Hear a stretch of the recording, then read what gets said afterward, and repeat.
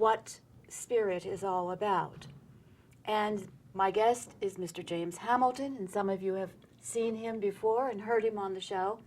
And we deal with basically working, first of all, from concepts of his book, Visionaries Thrive at All Times, to a new perspective that he has in core resonance, and going out and talking a little bit about that. So I'm going to give and let him share his vision of the universal mind at work. And what I'm taking out of this are some quotes, or I'm going to some quotes from his ultimate personal performance for the 21st century. And we're going to be looking at how we as individuals will be able to touch that 21st century technology, 21st century visuality, and 21st century spirituality. Now, we're going to be looking at basically one of the focus points that he's come to, and he talked about on his other interview here at this other show that we've done, and has told us about his own development and exploration.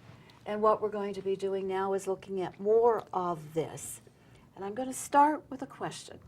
And that question is, Jim, what do you mean by core resonance training? Can you explain that to our audience? Can you explain it to individuals who want to know what we can do?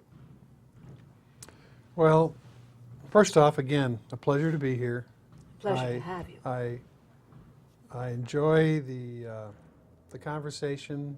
I enjoy becoming familiar with doing this kind of a format, a question and answer, and getting used to cameras and all this kind of thing. It's very I'm appreciative of this. So, core resonance training, first off, comes around the idea that our core is very important to us. Our core could be our beliefs and our values and this and that, but what it really is, our core is about our connection with innate intelligence, because without our core, we're nothing. And so core actually stands for coherence and resonance. So it's interesting that and it also, of course, is the core of us, our innate, the innateness of us. And so what I've come to see, and I talked about, I was in Brazil and I got caught up in a flood. I showed up a couple days before the flood started. It was 122 people died. I was right there on the edge of it, luckily the edge of it, but it affected everything. And I noticed that as people's environments deteriorated, of course everybody handled their affairs, but it's easy to get caught up in the trauma of the experience, and it's very easy to lose sight of your center. And if innate intelligence is a powerful part of your life, which it is for everybody anyway, it's just a lot of us don't have awareness of it. We spend a lot of time reacting to things and this and that. And what I learned in this flood environment is that this was a very powerful experience of not wanting to let my surroundings cause me to react to them, and staying centered and staying in connection with my core and innate intelligence this is what I learned. And this is what I saw in a microcosm, and we know the whole world's in a certain kind of cataclysmic decline, or there's a shift going on, and so we don't want to get bound up in the shift. We want to stay in our center. So core resonance training is about how to do that. Now, the essence is that our nervous systems are like an antenna, and our connection with source becomes available through this antenna system connection. And our brain is the biggest single part of our nervous system, and our brains are noisy, and we have, what you might say, beta frequencies running on their own, and high beta, and we have anxiety, and a lot of people aren't able to turn their focus off. We want to be in presence, and instead they're focused, and they can't stop their focus. They move into anxiety. Core resonance training is about how to clean up the brain so that the frequencies kind of get back in alignment with the way they're supposed to be. And the brain quiets down, and this connection with innate intelligence becomes more available. That's what core resonance training is. In some ways, it's getting us to still ourselves, to quiet ourselves, to make us allow that correspondence, that being That able to... natural state that's Okay. there to become more available. And so in many ways, it is available to everyone, no matter what, as long as we draw into and begin to quiet ourselves. And as you talk, I'm sure there are going to be ways that you can suggest, things that you know and you've experienced and you've been working on, in order to make that more available to individuals in our society, so that we can come out of it feeling very much at peace with and at one with innate intelligence. Now, I want to take a quote again from Jim's passages here, and this is from his core resonance focus, and it says, "But let it be stated that core training only puts the brain into an environment that allows the brain to revise itself, to mirror itself, the feedback part of the neurofeedback, for the purpose of reestablishing and refining its own organization. It is in this mirror of itself that the brain becomes able to reestablish coherence at all new levels of connection, something it seemingly cannot do without this one-to-one feedback and mirroring effect." And that's a pretty intense statement. It's a pretty strong statement. So for those out there who may not have any kind of background or experience in this, can you kind of share a little bit about what you're talking about with that? How would you define that? How would you say that in simple terms? Well, first off, that's quite a mouthful, you might say. There's a lot covered there, and without context, I guess that's why we're going to figure out what I said there. First off, normally, when most people, we accomplish a certain amount on our own, but often we look to outside help for solving problems. We go to doctors, we go to universities, we study the world out there, and we attempt to apply it in our lives. And what core resonance training is about, and core training is short for core resonance training, is we're actually putting the brain into an environment where it revises itself. Nobody with a lab coat, nobody with a clipboard, nobody with a string of letters and accolades behind their name, and nobody with the background of a pharmaceutical company is sitting there and saying, well, this is what you need, and we're going to fix you up, and we want you to take this many pills, and you'll be fine. So what we're doing instead, and we know that the brain is an important component of the nervous system. It's not the nervous system by itself, it's an important component. And when it's out of whack, when you got static and noise, our connection with innate intelligence is impaired. And the only way to clean the brain up is to let the brain do it itself. The brain's got the capacity, and what keeps it from doing it normally is the brain interfaces with the world through the mind. So the brain is in here, the world is out here, and the mind, the belief systems, our values, all that kind of stuff, the brain filters the world through the mind. So it doesn't get a very clean sense of what's out there. So what we do is we use advanced core resonance training is about using advanced variations of neurofeedback, which allow the brain to interface with itself, and as the brain comes to understand the mechanism that we've provided for it, as it becomes able to see itself, it starts cleaning itself up. It's kind of like somebody that goes from being blind to being able to see. Of course, the excitement of being able to see, but the utilitarian aspect of it is they're going to start cleaning up what they couldn't do before, because now they can see. They'll clean up the path between the bed and the bathroom, and they'll start organizing their life. Now, with our work, with our versions of neurofeedback, what we're doing is providing a mechanism where the brain can see itself, and in its ability to see itself, it starts reorganizing itself. Now, what is that mechanism? Okay. I'm trying to decide where to start, but in essence, what we do is we work with electrodes, and electrodes, all they do is pick up frequencies in the brain firing. That's all. It's like little microphones. That's all they do is pick up frequencies firing. and they pick them up and they pass them into an amplifier, and the amplifier amplifies the signal, puts it into the computer where it mixes with software. And what we do is we take certain frequencies, the frequencies that we're working with in a particular part of the brain, and we match them to certain tones. And then what we do is we send the signal back to the brain through the ears, through the earphones, so that as the brain fires off in a certain manner, basically it hears tones in an ear as a complement to the neurons firing in the brain in a certain way. And if the brain fires off in a different way, it gets different signals back. And so as the brain comes to understand that it's interfacing, as the brain fires in a certain manner and hears certain tones back, it eventually discovers, or quickly discovers, that as it fires, it gets this feedback. And it becomes a mirroring mechanism, which is what the concept of neurofeedback is. The signal coming back is the feedback for the way the brain's firing. And so what we've done is we've revised this and cleaned it up.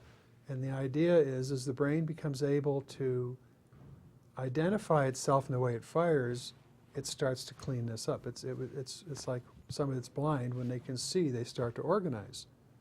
And so what's different is we're not relying on somebody outside to dictate what your brain looks like. We're leaving it up to the brain to clean itself up. We're just creating this interface. That's what core resonance training is. Very, very interesting. And it's in this particular time, there is so much use of tech objects and things that they talk about for the young kids who are busy working on computers and iPods and things like that. And this particular focus, used properly, would enable them to get themselves back in a focus of balance, and allow them to go forward in a very powerful way. Am I right in that? Well, and when you understand that we're not using the mind to do this. In these exercises, we want the mind to be put aside. In fact, sometimes we'll give the mind a job so that the brain can interface with the software and have its own experience. Okay. So it's important to understand that we're not trained. Now, I'm not saying there's anything wrong with computer games or this or that, and a lot of what we're doing will move more in the direction of certain kinds of, when I say games, I was explaining earlier today how we work with like a DVD, and when the brain is firing properly and it's getting the signal coming back and it's telling it that it's accomplishing what's being asked to do, the DVD is also playing. And like if you're hooked up in a coherence training and you blink your eyes quite a bit, it'll stop the brain from firing right, and it'll interfere with the signal. And so when this exercise is, so we're talking about the idea of computer games and this and that, but part of working with core resonance is that you can be watching a DVD, and when the brain is firing properly, the DVD will play right. And when the brain is firing poorly, based on the exercising that we're doing, the DVD will stop a lot and it'll be real choppy. And so when you talk about games, we're moving into the world where we can put the brain into an environment where it fires well. We can actually get a chair, the massage part of a chair to work when you're doing the exercise right. So we're coming into some interesting things. That's very interesting, and I'm sure everyone out there who has a curiosity about this will kind of tune themselves into it and see if they can find out more about how this works for them. Right. And we've talked in the past about music and how it does do this for the human nature and the human being, and now with the core resonance training here, there are other ways of getting to that in a quicker way and perhaps a more dominant way. Yes. Which I think will be very, very exciting, particularly for the youth of the time, because they're coming in with a little different insights and focus points than those of us of the older generations have, and they're going to be searching for new ways of getting in touch with this. And it will be very interesting to see how that happens. And just out of curiosity, and if this question kind of avoids the topic, have you worked with children on this? My background comes from an environment where we've worked with a lot of kids, so absolutely. Oh, okay. Absolutely, yeah. And you have seen progress and seen focus with that? Yeah, the people that I used to work with, we kept sliding back toward the medical model, and there would be, sudden outbursts of anger like 7-year and 8-year-olds and young kids, and uncontrollable behavior that core resonance type training. See, what happens is when the brain is out of sync with itself, dysfunctional behavior shows up. And so when you clean up the brain, everything, in other words, our reality creating is a product of quality of our connection with Source, and the less connection we have, the more we're on our own, and the more dysfunctional we show up. So whether it's children or older people or everybody in between, we have the same kind of results. Interesting. Okay, I was just curious because I know so many of what we're calling the indigo children and the diamond crystal children have some problems with connecting to everyday existence without going off in one way or another. But rightfully so. The world's pretty dysfunctional. All right, You so- come in, you're new, and you go, holy moly, what is all of this? What do you mean I got to sit here for 6 hours and they're going to teach me how to memorize, math tables or the alphabet or whatever? And they're going, this doesn't interest me that much. I can understand that. All right. So what you're saying again is that their thinking is ahead of us in some ways, and the core resonance will pull them into a more balanced focus so that they can come up with things that we all kind of can learn from. Well, let's put it this way. The indigo children, they can find themselves in reaction to their surroundings. Okay. And see, what we want to do is go beyond reacting. And so core resonance and the kind of work I do can enhance it. Don't forget, I mean, they may have, connections beyond and connection with innate intelligence beyond the way we grew up. But even at that, they're still a product of their DNA, their family lineage, Okay. and they've still got a brain that's a little squirrely, as we all do. I'm telling you, we've seen enough of this to recognize that everybody's brain is out of whack. It's just normal.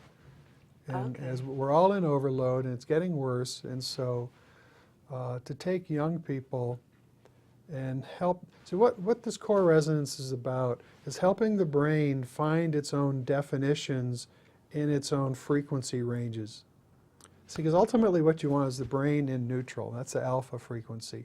And we want it to jump into beta when it's supposed to do something. And actually one of the ways they measure how effective a brain is how quickly it jumps back to neutral or back to alpha when it's completed the task that was required of beta frequency. Beta is like focus. Okay. So you're in neutral, All right. you're in presence. Let's say an indigo kid that's having a good time and he gets required to do something, he goes into the beta, and the question is how rapidly does he come back to neutral? But if he gets caught up in reaction, then he's off there and he stays out there. So the more we exercise the brain, the more the brain finds the boundaries of its own frequencies, and it has that capacity to come back. One of the terms that's used is self-regulation. Interesting. Mm-hmm. All right, that makes a lot of sense. Makes a lot of sense in a lot of ways, so it would be interesting to see how this works out. And you have working with children and seeing that it does help them to focus and to come back into a different sense of reality in a way. No, it's interesting. It doesn't take that many sessions to see results, but what you want is long-term. Term. And so that's why it's better to own the gear and to have this certain kind of interface that's available.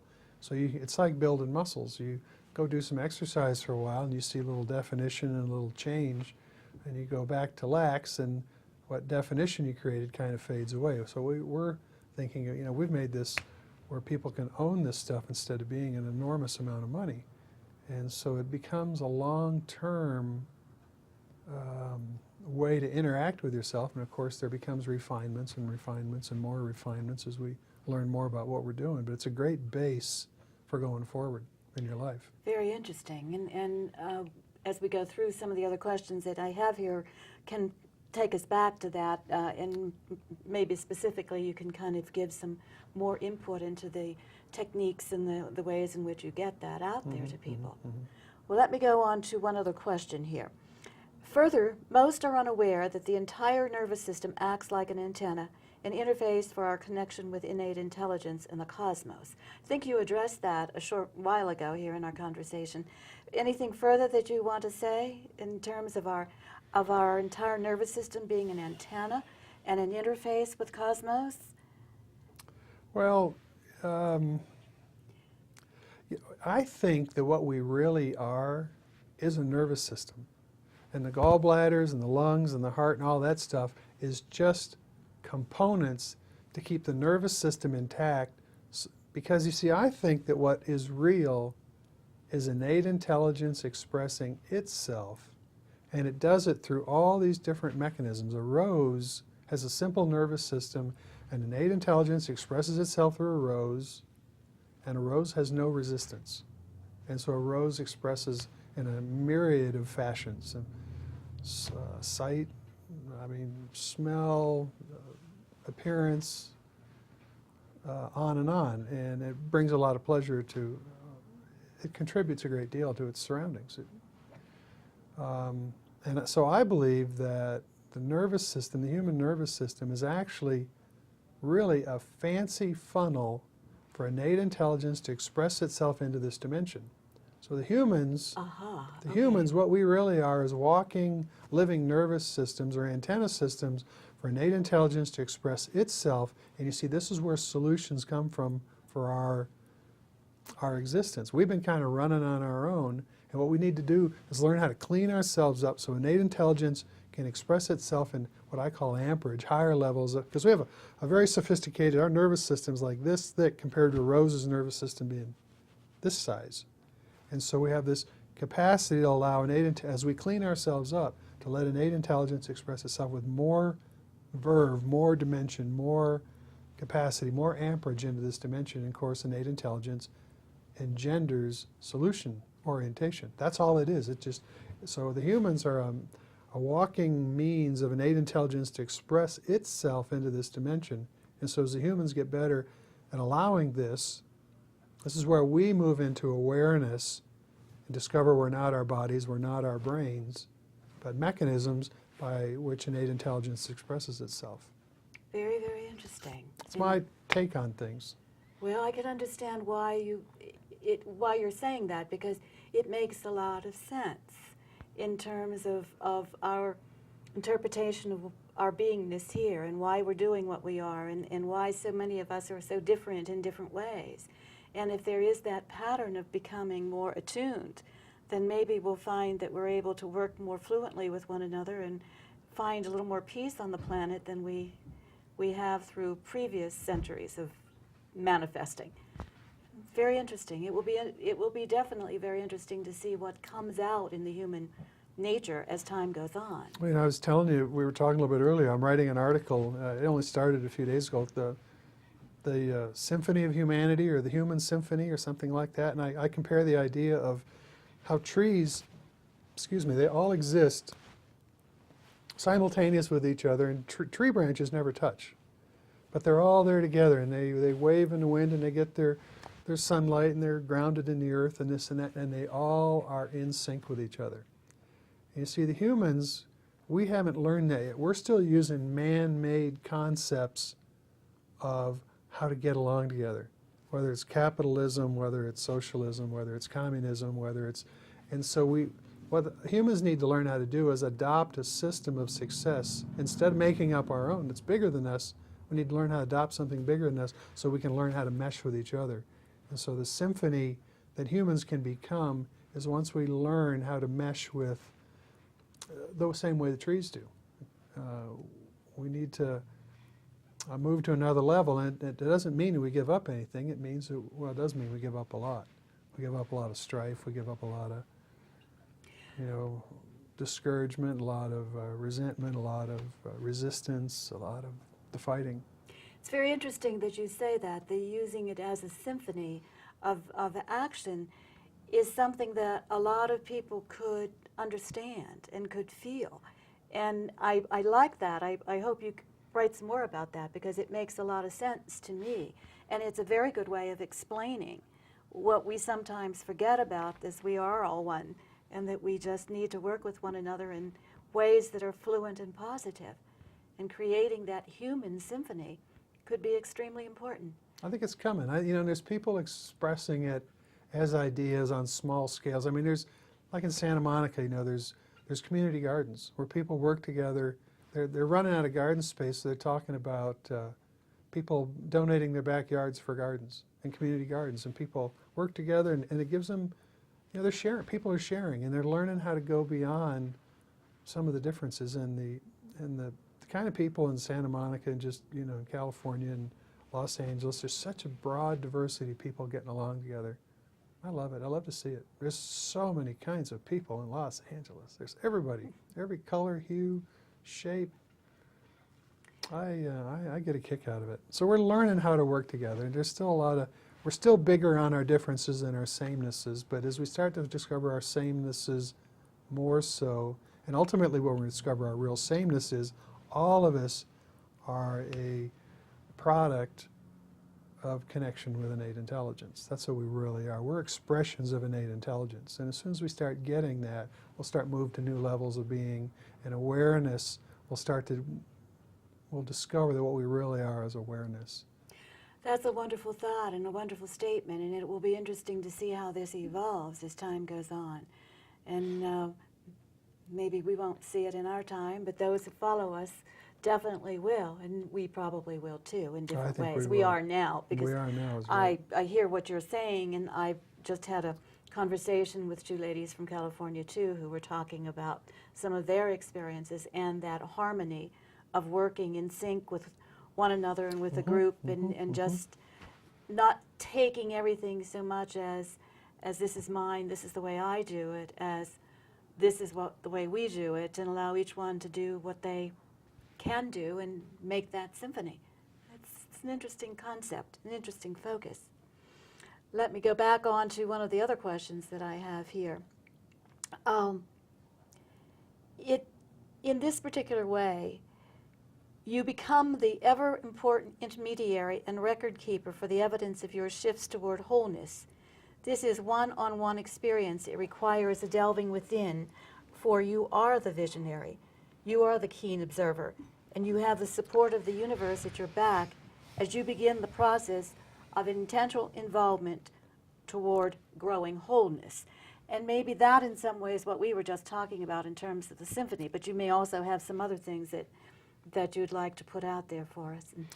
Yeah, what that specifically addresses actually is part of core resonance training, and it's what I call a daily sessions log.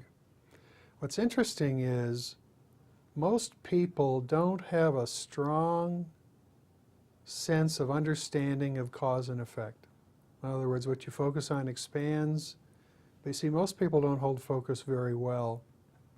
And so their ability to really get clear that what we focus on expands and we create our realities by our focus, it's not a very distinct trail, because frankly we're all over the place. But what I'm producing here, what we're producing with core resonance training, is an interface between your brain and your reality creating. Now what I mean by that is, normally in neurofeedback, you go into somebody and they set you up, and maybe they'll do an assessment and they'll decide what protocols you should use, and so they give you your experience.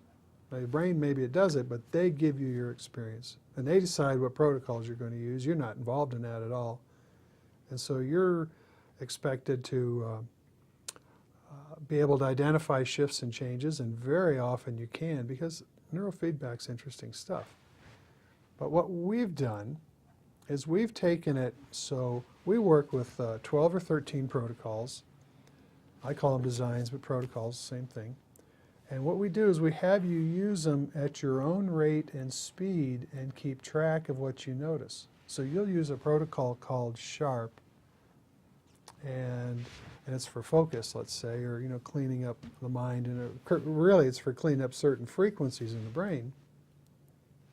And you write down how you feel before you started the session, you write down how you feel after the session, and you write down what you notice after 24 hours. But the point is, when you do this session, you're monkeying with your brain, so to speak. Now the brain won't do things to itself that hurts itself, so I use the term monkey kind of facetiously. But you do something, you do a session on your brain, and you're going to notice shift. There's no doubt about it. It may not be really distinct every single time, but what happens is you become the intermediary between cleaning up your brain and seeing the results. And that is very powerful, and it's relatively rare, where people have distinct. So we go back to the scorecard idea. The quality of your reality creating is the quality of your connection with source. So if we start cleaning up the brain, cleaning up this connection, your realities start to shift, and you're the one that's documenting it. And you've just had a very powerful experience of understanding cause and effect. And you're opening up this connection with innate intelligence to contribute more to the whole thing. So there you are, kind of at the console. I don't want to say you're adjusting the knobs and things, because you're not really dictating the end result in your brain, but you are deciding what to play with. The brain does it, the results show up, and you're keeping track of it. And I think it's a very powerful concept. I just would ask, perhaps, and the public might like to know that, can you give an example of someone with whom you worked and there was a tremendous shift of consciousness and the brain focused in a very different way, and that person went on to do something that was very different, or maybe relaxed their brain? Or Can I use me?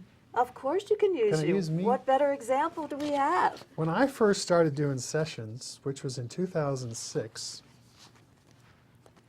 first off, and I'll be truthful, the first thing, in the first 5 sessions, I lost my taste for alcohol and dope smoking, just like that.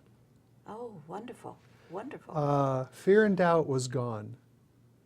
And the other thing in the first 5 sessions is that my judgment about what I perceived as errors, like I would make a decision to do something and I've discovered I made a poor choice. And normally what you do when you discover you make a bad choice is you react to it or you do something about it. And what I noticed was I would recognize that I had made an earlier decision that didn't work out, and I would just keep going. And I would ignore, and it took a long time to figure out that that was the early phases of non-resistance. And you see, it's in non-resistance that we don't resist. Because you see, when we resist, let's say our errors, that becomes the attention of our focus. And there goes our reality creating down the drain, because now we're resisting what we don't want. So there are stories and stories and stories about what's happened. See, everything I do now is around documenting what non-resistance is. That's what I've been doing for 2 years or 2.5 years, whatever it is. And one of the things I've coined a phrase is smile to smile to smile.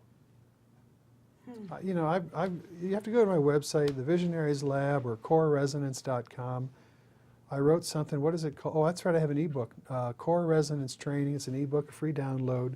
And I talk about a number of examples of experiences I had where in non-resistance to a circumstance or something that I experienced, the thing came out beyond anything I ever could have comprehended. Because normally I would resist what was going on, but as you get into the smile to smile, and it's not a mind-driven thing. When you clean up the brain, you start letting innate intelligence in, you start letting innate guidance, that's a term I created because this is what I'm experiencing. You start having more horsepower to process your surroundings. You don't have to react to them. And if you don't react to them, you don't get spun off by reacting to what somebody said, or somebody flipped you a finger in the car or whatever, and you're not reacting to things, and the world is a very different place. And the world is in order, if but you could see it. And when we're reacting, we're not going to see it. Very interesting. So that's quite a remarkable circumstance of experience, just hearing you talk about how this happened and what you did and what happens to you after this training, and how you're able to go beyond the non-resistance and get involved with going forward. You know, it's interesting, the alcohol thing has always been around, and I've always been, you know, I was a yacht broker for many years, I was in the restaurant business for many years, and I've always been, when I say kind of a hard drinker, I think sometimes the more intelligent you are, the more you need to self-medicate. And I think a lot of people can relate to that. And so drinking's always been part of my life. And ever since the beginning of starting with neurofeedback, which I have evolved into my version of it, based on the experiences I've had and what I'm trying to replicate for other people. Alcohol is so very optional. I finally went back to drinking at a very social level, but I've never, ever since the core, or the training that I started with, has it ever been, I used to feel like once you start drinking, you might as well have a few. I mean, no, this beers and this and that, but I used to tend to overdo it, or I was capable of overdoing it. It was kind of, and so playing with your brain waves is interesting, and as the brain starts to clean itself up, these variations of self-medicating need to cover up your feelings, go away, because your feelings start to shift, and as they move upscale, the need to fight with them becomes a moot point. Very interesting. I'm going to ask you one more question. Have you ever dealt with someone who has had brain damage and is trying to refocus into what we would call a normal pattern, or has that not come up for you? Well, we're trying to get people out of normal patterns. Just kidding. We I know, but you know what I mean. We don't want more normal people. The truth of the matter is, the brain has a huge amount of plasticity, and the sooner that people can start training, the brain works around its problems more effectively. But always, you see, problems are problems are problems, and the source of them, I will say that some things are more significant and more difficult to work with, but see, it starts with the intention. Most people spend their lives reacting. There's no intention there. People that really want to solve their problems, that's the beginning of where it all starts. And so you get into variations in neurofeedback and core training and this and that, and all of that becomes an adjunct to getting where you want to go. Will you be normal when you're done? You know, we hope not, but will you be different? Will you have accomplished something? Will you have a sight and a capacity to a capacity for perception that was unavailable to you before? Will you be more whole? Yeah. Okay, I was just curious about that, whether you had any way of looking at that and coming up to, you know, the people I used to work with, we actually had somebody that worked with somebody that was in a total coma. They had the worst kind of a stroke or something. This isn't the kind of stuff I follow. My interest is bumping consciousness, actually substantially, if at all possible. But a woman totally in a coma. It took a long time, but she's back walking, and I mean, her brain was able to identify the feedback, and it started ever so slowly cleaning itself up. Wonderful. And so it's not the area I specialize in, but when you put the brain into an environment where it can see itself, it will start organizing. Interesting. It'll work around its problems. It's got a lot of capacity to do that. Well, that will be very, very interesting to see as maybe more and more people become aware of this and work with this, how things will change and how people will be able to balance more through this experience. And that's, well, you may have already answered the next statement there, but what are the components of core training? If someone wanted to get some core training, what would they have to do? How would that happen? Is there a particular way, or is it just something that people just are introduced to or can be introduced to? All right, well, first off, what I would do is my website, visionarieslab.com, VISIONARIES lab.com, is my primary site, and Core Resonance is the site that addresses this core resonance training. And the ebook is there, and there's an article, I think actually it's the one we're working from right now, is Core Resonance Training, What Is It? Right. But what's really significantly different is that you own the gear yourself. There's not much of that out there, and certainly not much of it oriented toward bumping consciousness.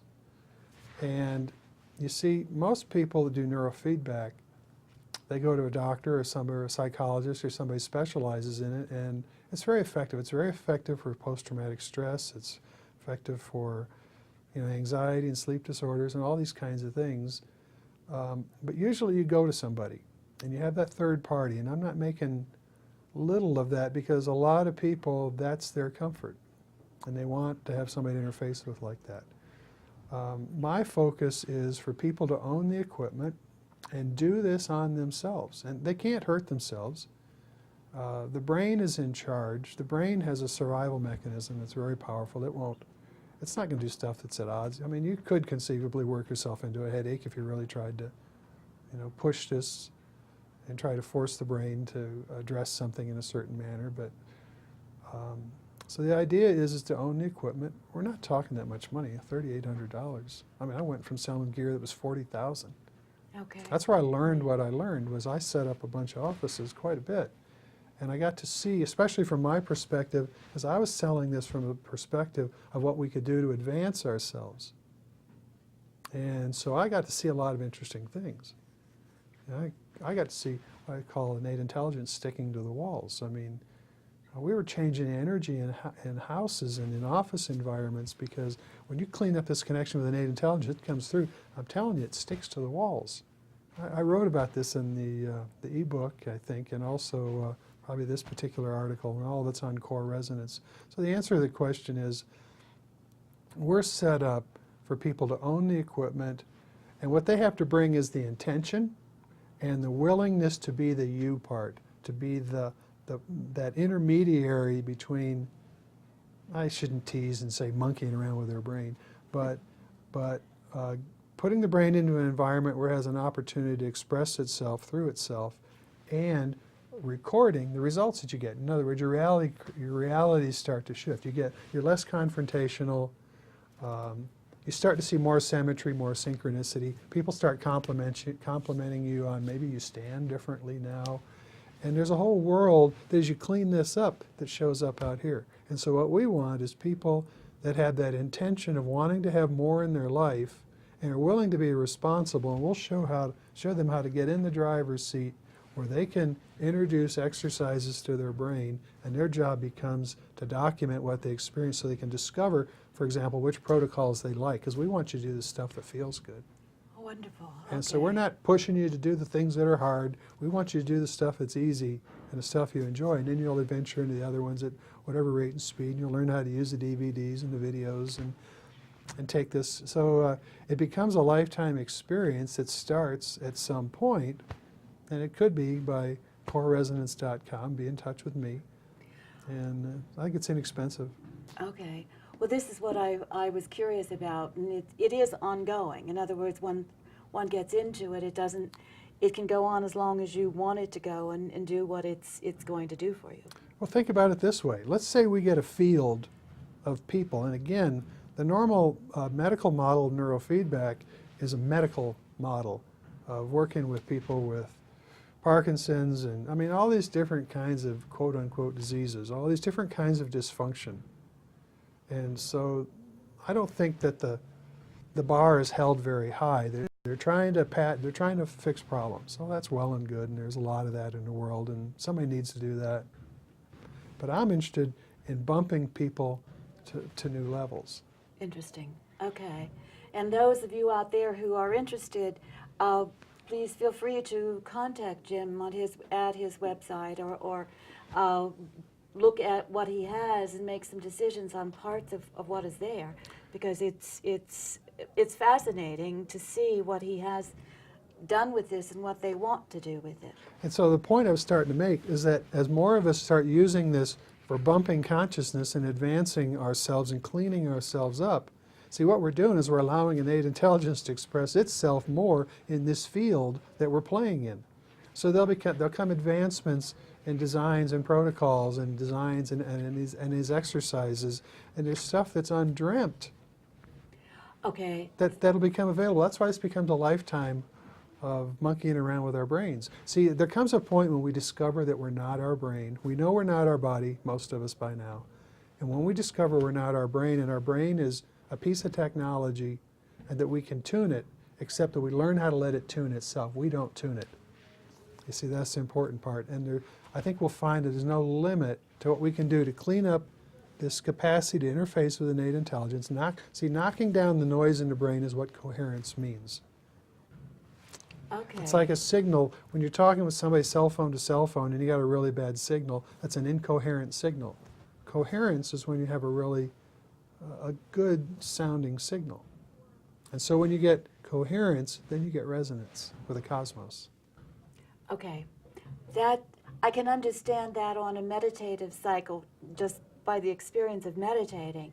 And I know this takes it another level, and it makes sense in terms of what you're saying, because once you learn to turn off a certain part of your thinking processes and let yourself go into that consciousness raising process, you do move in a different way. And with this technique, I think it would be rather interesting to experience and to see what goes forward with it. Where I've said, I've glimpsed, I get to glimpse a lot of things, and luckily I'm writing, so I get to write things down. I spend a lot of time, I don't think journeying is really a good word, but maybe it works.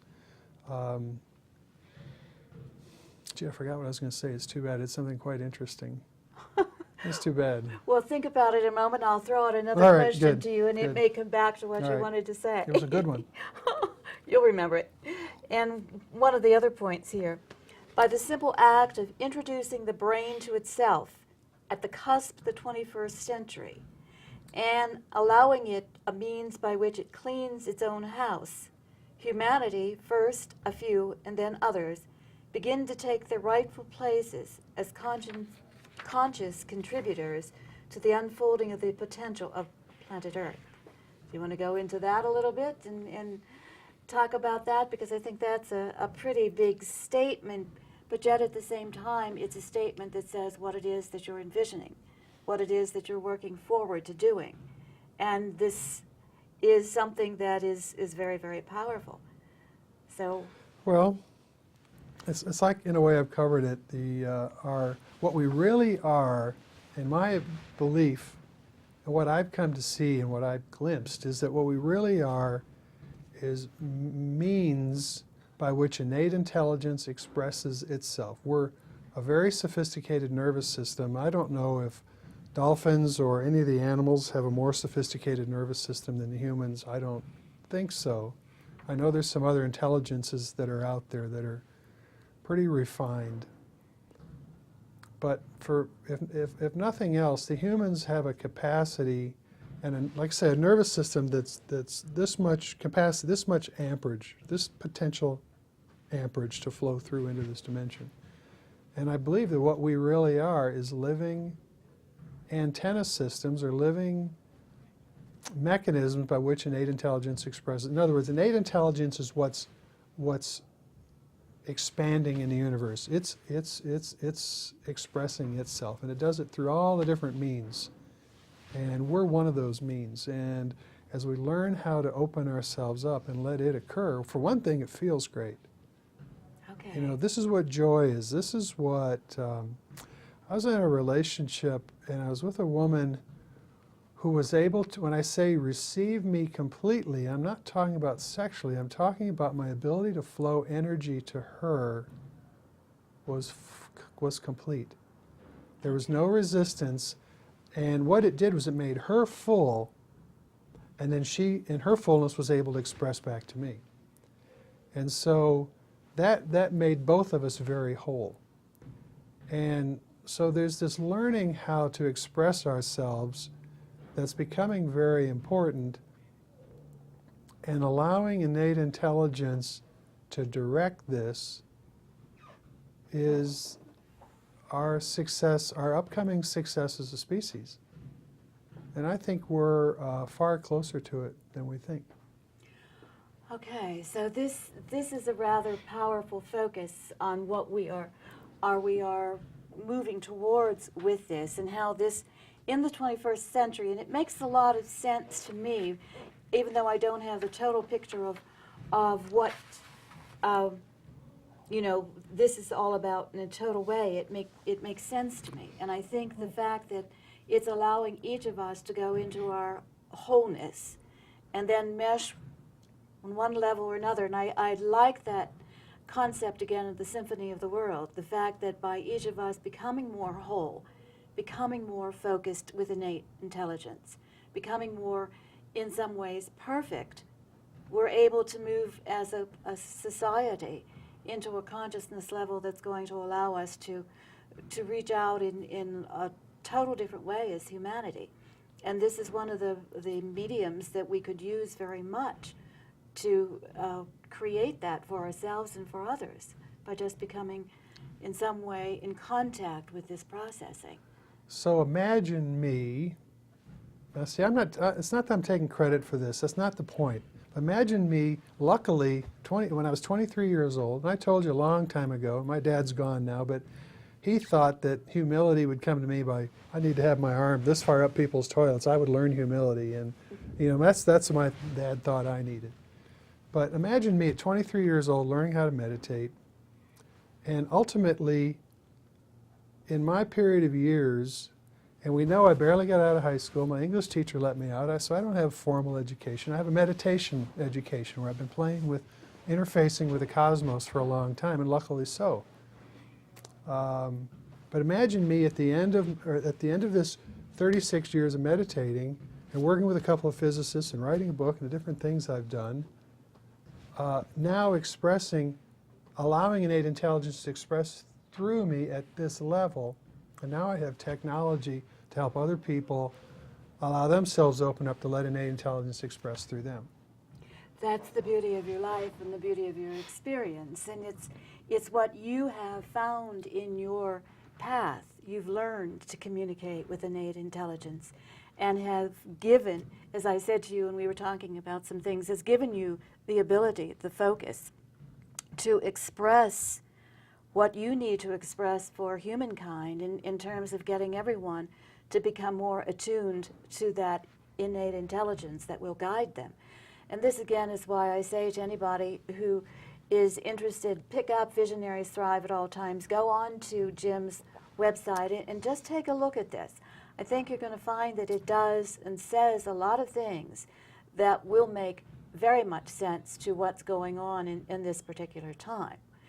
And is there one thing or a couple of things? We're running out of time. Is there anything that you want to say sort of as an ending to maybe suggest to those out there who themselves are looking to do something differently, who might want to reach out and take a look at this and try and see where they want to go with and to innate intelligence?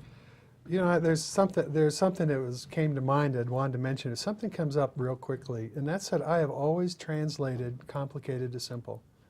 As a yacht broker for 15 years, my love of sailing, I would help people into their first boats, which often was 150,000 back then, 20 years ago.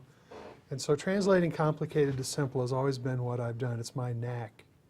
But the other thing I wanted to mention real quick is in allowing, we think we lose, but we don't. What we gain, there is no loss in allowing. Trees in a forest, in allowing, everybody expresses itself. And there's always a thought that shortage comes from allowing. And unconditional love, allowing, non-resistance is the way everything goes forward.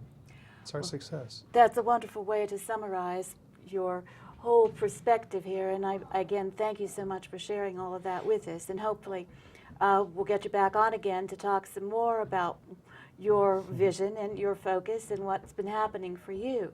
But in the interim, for those of you who out there who have something to say that you'd like to share, please feel free again to contact us and to come forward into seeing the AM light and becoming part of the AM light and expressing what we all need to know.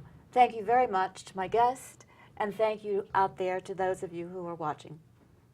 Namaste. Namaste.